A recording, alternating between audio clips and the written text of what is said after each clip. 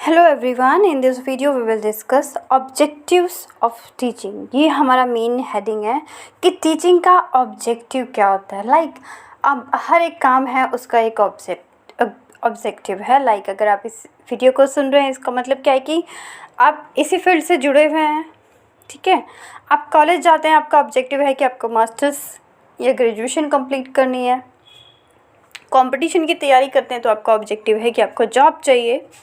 तो ये ऐसे ही किसी भी चीज़ का, चाहे वो कितनी भी चीज़ें हैं वर्ल्ड में, उन सब का कोई ना कोई ऑब्जेक्टिव है। अगर हम कुछ करते हैं तो उसका कुछ ना कुछ ऑब्जेक्टिव होता है। सो सेम एज टीचिंग का क्या ऑब्जेक्टिव है उसके बारे में हम बात करेंगे इस वीडियो में। मैं ये बोलना चाहूँगी आपको कि अगर आप मेरे चैनल पर नए हैं और आपने इस चैनल को सब्सक्राइब नहीं किया तो आप इसे कर सकते हैं।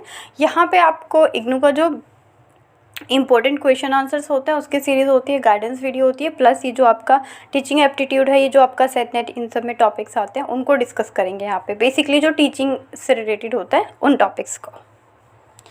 तो ऑब्जेक्टिव बहुत इंपॉर्टेंट हो जाता है जब बात टीचिंग की होती है। नंबर 1 है इसका, to bring desired change in people. कि ऑब्जेक्टिव क्या होता है कि डिज़ायर्ड चेंज लाने के लिए हमें टीचिंग की ज़रूरत होती है, या इसका एक उद्देश्य होता है। अगर हिंदी में बोलूँ तो उद्देश्य बोलते हैं ऑब्जेक्टिव को।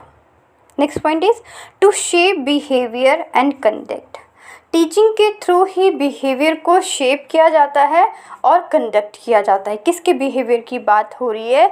एक टीचर अपने स्टूडेंट, अपने लर्नर के बिहेवियर को शेप करता है और उसे कंडक्ट करता है।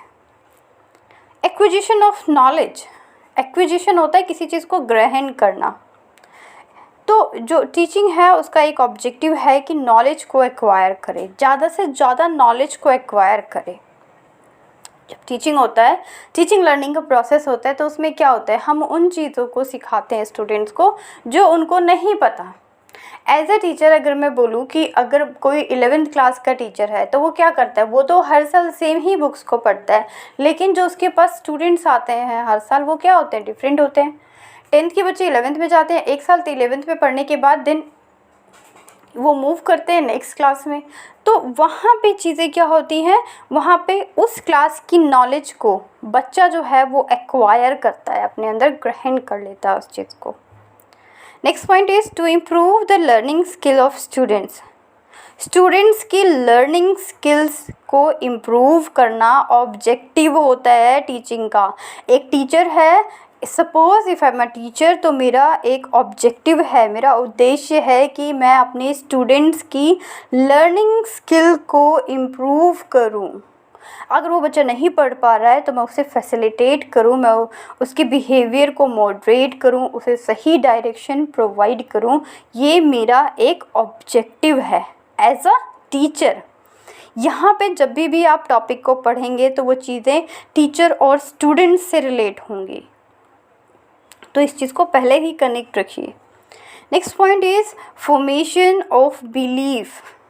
कि एक बिलीफ को बनाना किसके साथ, अपने स्टूडेंट्स के साथ। ये भी एक क्या है, टीचिंग का ऑब्जेक्टिव होता है कि आपके स्टूडेंट्स, आपके लर्नर आप पे ट्रस्ट करें, आप पर बिलीव करें। This is the objective.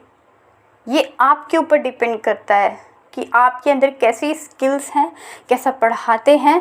आपका ऑब्जेक्टिव है कि बच्चे आप पे बिलीव करें, तो इस तरीके से उनके साथ कंटेंट डिलीवरी करनी है। To provide a social and efficient member of the society. Next point is personal transferable skills, including interpersonal as well as personal skill, include the most enterprise competency. कि ऐसी स्किल्स को develop करना जो आपके अंदर है, आप चाहते हैं कि उन स्किल्स को आपके स्टूडेंट्स में ट्रांसफ़र करना, तो इसी को बोला गया यहाँ पे personal transferable skills. Like if you are honest, तो आप उस चीज़ को अपने स्टूडेंट्स में डेवलप करना चाहेंगे। This is your objective. अगर आपको लगता है कि आप बहुत एक्टिव हैं, एक्टिवली पढ़ाते हैं, एक्टिवली टीचिंग है आपकी, तो आप क्या चाहेंगे कि जो स्टूडेंट्स को रिस्पांस हो वो भी क्या हो, एक्टिव हो। तो आप इस चीज़ को भी क्या करेंगे, ट्रांसफ़र करेंगे। आप उनको सिखाएंगे कि क्या मेरिट्स होती हैं, क्या डिमेरिट्स होती हैं। सवाल कैसे पूछना होता है, कैसे इन्फॉर्मेशन को कलेक्ट करना पड़ता है। जैसे कि जो प्रोजेक्ट्स दिए जाते हैं, असाइनमेंट्स दिए जाते हैं, वो क्यों दिए जाते हैं, ताकि वहाँ पे ज़्यादा से ज़्यादा कॉम्पिटेंसी को डेवलप किया जा सके, एक स्टूडेंट की उसकी स्किल्स को बाहर लाया जा सके। किसी भी टॉपिक पे जब कोई स्टूडेंट असाइनमेंट बनाता है, याद कीजिए आपने भी बनाया होगा, तो उस चीज़ के बारे में वो बहुत डीप में पढ़ता है। हो सकता है वो 7-8 घंटे पढ़ता है, कभी कभी तो 2-3 दिन लगा के पढ़ता है, आफ्टर दैट वो कोई असाइनमेंट बनाता है। तो इसका मतलब क्या है कि उस पर्टिकुलर टॉपिक को लेकर जिसमें उसने असाइनमेंट बनाया, उसमें वो कॉम्पिटेंट हो गया, परफेक्ट हो गया, उसके बारे में उसने जो नॉलेज है वो अक्वायर कर ली है। Next point is conceptual knowledge and skills. Conceptual, methodological, critical thinking, writing, creativity, hypothesis and testing. Conceptual knowledge and skills. एक टीचर जो है वो उसका ऑब्जेक्टिव है, उद्देश्य है। क्या उद्देश्य है कि वो अपने कंसेप्ट को, जो उसके कंसेप्ट हैं, जो नॉलेज हैं, जो स्किल्स हैं, वो उसमें बिल्कुल परफेक्ट रहे, अपने बच्चों को परफेक्शन दे।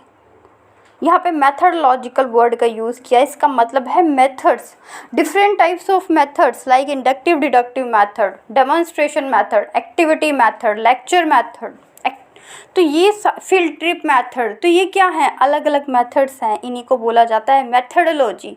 जिस टीचर को इन सारे मेथड्स के बारे में जानकारी है एंड ही और she will be able to implement these methods in the classroom, इसका मतलब है कि उसकी टीचिंग मेथडोलॉजी बहुत अच्छी है। नेक्स्ट वर्ड है क्रिटिकल थिंकिंग। मैं वर्ड्स को इसलिए एक्सप्लेन कर रही हूँ क्योंकि इन वर्ड्स को समझना बहुत इम्पॉर्टेंट है। क्रिटिकल थिंकिंग होती है जब किसी भी टॉपिक पे बहुत ज़्यादा उस पर सोचा जाए, उस पर हाइपोथेसिस किया जाए, उसके बारे में पढ़ा जाए। क्रिएटिविटी क्या होती है, किसी भी चीज़ को लेकर जब क्रिएटिविटी की बात आती है तो आपका जो राइटिंग पैटर्न है वो आ जाता है कि एक स्टूडेंट का आंसर लिखने का तरीका दूसरे स्टूडेंट के आंसर लिखने के तरीके से डिफरेंट होता है। आप देखते हैं सेम आंसर को लर्न करके एक स्टूडेंट 10 आउट ऑफ 10 लेता है, वहीं पे दूसरा स्टूडेंट 10 आउट ऑफ 4 या 5 या 6, 7 लेता है। क्यों? क्योंकि जो प्रेजेंटेशन है, जो क्रिएटिविटी है, वो क्या है, पहले स्टूडेंट की दूसरे से बेहतर है। आपने कभी कभी देखो यूट्यूब पे स्क्रॉल किया होगा तो आपको नज़र आया होगा कि IAS स्टूडेंट्स की जो नोटबुक है वो कैसी होती है पेपर में। और टेस्टिंग का मतलब है कि जो चीज़ उसने पढ़ा दी है, किसी भी टीचर ने कोई टॉपिक पढ़ा दिया है तो उसको टेस्ट करे, क्या स्टूडेंट को वो जो टॉपिक है वो समझ में आया है कि नहीं। अगर नॉर्मली ओरल टीचर पूछता है कि हैव यू कंप्लीटेड, और या फिर पूछ लिया उसने have you learn it, have you understood, तो रिप्लाई क्या होता है, यस मैम। और ये हम आज से नहीं, स्टूडेंट जब से हमने नर्सरी KG में पढ़ना शुरू किया ना, तब से यही रिस्पॉन्स होता है एक स्टूडेंट का। जब हम स्टूडेंट की कुर्सी पे बैठते हैं तब मेजॉरिटी टाइम यही रिस्पॉन्स होता है, यस मैम वी अंडरस्टूड। लेकिन टीचर को कैसे पता चलेगा कि बच्चों को समझ में आ गया? व्हेन ही और she ask questions related to the particular topic. जब उसे पर्टिकुलर टॉपिक के आंसर मिलने लग जाएंगे बच्चों की तरफ से, तब उसे समझ में आ जाएगा कि यस, जो मैंने कंटेंट पढ़ाया है, जो मेरा ऑब्जेक्टिव था बच्चों को सिखाने का, वो सक्सेसफुल हो गया, जो मेरी टीचिंग थी वो सक्सेसफुल हो गई है। Next point is discipline related subject knowledge and skills. Subject knowledge and understanding subject specific skill. जैसे कि एक टीचर अगर स्कूल में है तो उसको पता होना चाहिए कि मेरे सब्जेक्ट में कौन कौन से स्किल्स हैं। अगर मैं साइंस का टीचर हूँ या साइंस की टीचर हूँ तो मुझे एक्सपेरिमेंट्स के बारे में, लैब एक्सपेरिमेंट्स के बारे में पूरी इन्फॉर्मेशन होनी चाहिए।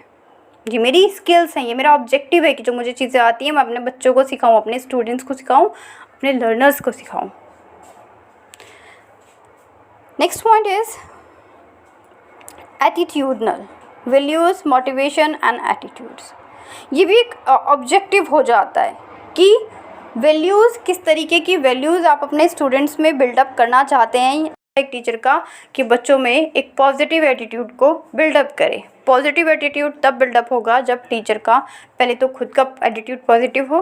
लाइक अगर टीचर बोलती है you have to come on time in class, लेकिन अगर टीचर खुद लेट हो जाती है क्लास में आने में, सपोज़ उनकी 9 o'clock क्लास होनी है और वो 9-10 पे आ रही हैं क्लास में, तो इट मीन्स क्या कि वो स्टूडेंट्स को तो मोटिवेट कर रही है कि टाइम पे आइए, लेकिन उनका खुद का एटीट्यूड क्या है, वो बहुत नेगेटिव है।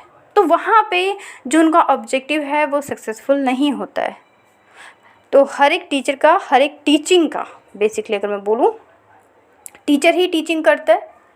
तो जो टीचिंग है उसका ऑब्जेक्टिव होता है कि वो इस तरीके के सिचुएशन को बिल्डअप करे, इस तरीके की वैल्यूज़ को बिल्डअप करे, मोटिवेशन को, एटीट्यूड को।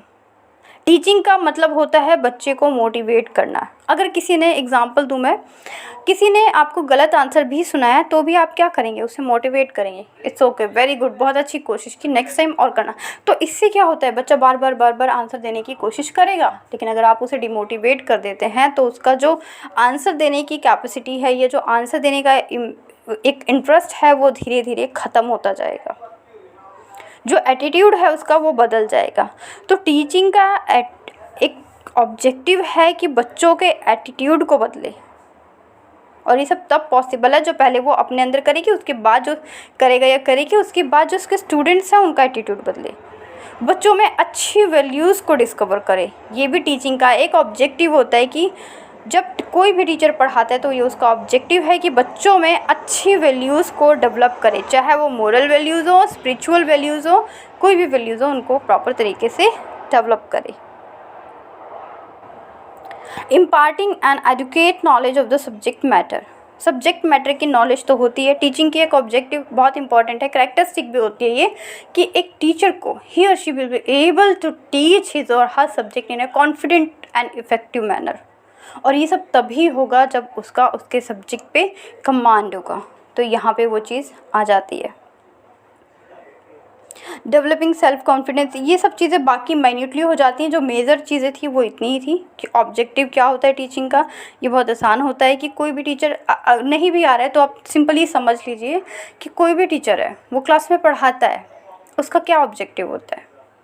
आप टीचर हैं, आप क्लास में पढ़ाते हैं, आपका क्या ऑब्जेक्टिव होगा, यही होगा कि आपके बच्चे आपको सुने, समझें, स्किल्स को लर्न करें, नॉलेज को एक्वायर करें, बिहेवियर को चेंज करें, उनके अंदर डिज़ायरेबल चेंजेस आएँ, वो इफ़ेक्टिव बने, सोसाइटी में अच्छा करें, उनकी जो ट्रांसफरेबल स्किल्स हैं वो अच्छी हो जाएँ, उनकी कॉम्पिटेंसी अच्छी हो जाए, methodology, critical thinking, hypothesis testing, आप ये सब करते हैं। क्यों करते हैं? ताकि जो टीचिंग का ऑब्जेक्टिव है वो सक्सेसफुल हो जाए, क्लास में डिसिप्लिन रहे, सब्जेक्ट नॉलेज रहे, एटीट्यूड बना रहे, जो वैल्यूज़ हैं वो पॉजिटिव रहे, मोटिवेशन हो, एटीट्यूड रहे। तो ये सारी चीज़ें इसके अंदर इंक्लूड हो जाती हैं, किसके अंदर, ऑब्जेक्टिव ऑफ टीचिंग की।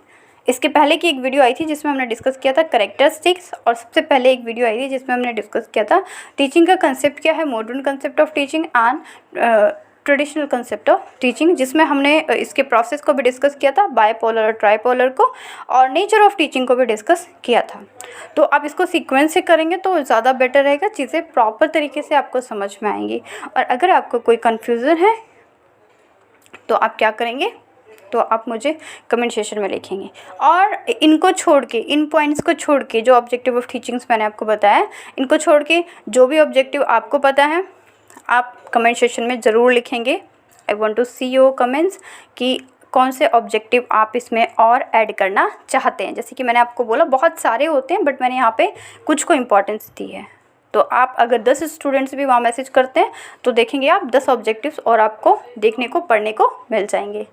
And don't forget to subscribe my channel, and if you like my content then don't forget to press the like button. मिलेंगे नेक्स्ट वीडियो में विद न्यू टॉपिक और new content. Stay connected. Thank you.